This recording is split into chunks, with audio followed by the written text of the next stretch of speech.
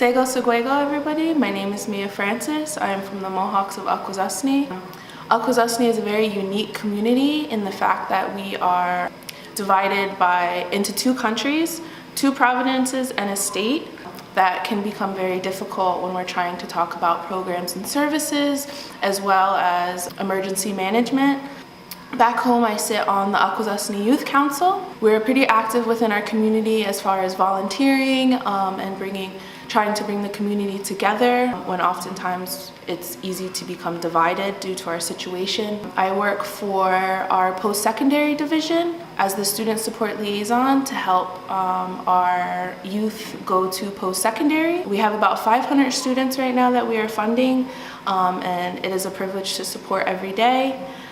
Being here this week has been truly amazing, being able to be around people that give me hope and inspire me that even in the face of disaster, we are still all one and we are still all together. It was just such a privilege to be here and build and grow with these amazing people. As Indigenous people, we can't just focus on one thing. Everything is so interconnected and layered. You can't talk about education without social. You can't talk about emergency management without thinking of your spiritual and mental and health and your just overall well-being, because we are not just one thing, we are all things. We are everything living and embodied. I feel like that's the only way we are able to move forward. If we try to compartmentalize all these different pieces, that's how we all become segregated. So we all have to become one in order to heal and move forward. I have to say it's actually an honor to be able to be an Indigenous woman in this time, because I feel like I'm able to have the voice that my mother and my grandmother and my great-grandmother, they had voices, but it wasn't always honored and it wasn't always validated. And even though they fought and fought and fought, I feel like now I am able to have a voice that people actually listen to. So no matter how hard the days are, being an Indigenous woman is what keeps me going. And to me, it's almost a superpower. It makes me who I am today. And yeah.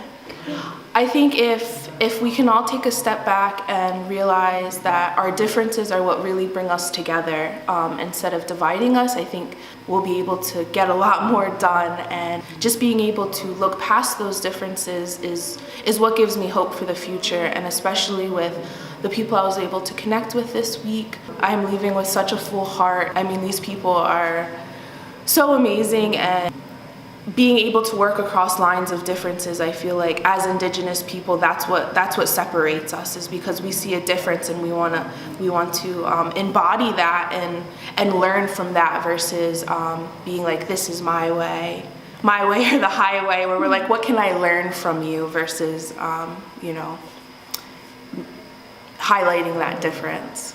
So I have quite a radical t-shirt collection. I think it's just something fun that can empower me and give me a voice, and actually just it's a way to start conversation. I walk into a room with a phenomenally Indigenous t-shirt, and people want to ask questions like, what makes you phenomenally Indigenous? And I think it's just an honor to be able to wear those types of shirts, and it's just it sparks conversation, and it gives me a sense of empowerment walking around to be able to share that with the world. So paddle carving was just so therapeutic and calming, and it gives us a sense of using your hands and really forming and being able to feel the wood and smell the wood. And there's just something about that calmness of using nature to create something. It forms a bond with the people that we were carving with.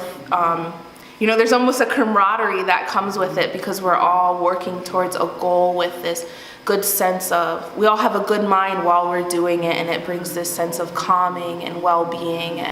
I would just have to say that I hope this continues, because this week has really, given me the strength and courage and inspiration that I need to go home, and I think all of us needed to go home to be able to, keep this movement moving. And I know throughout our day-to-day struggles as Indigenous people, it can be really difficult to get stuck in the rut of day-to-day life. So being able to come into these spaces and share our stories and inspiration, I think that's what keeps the momentum going.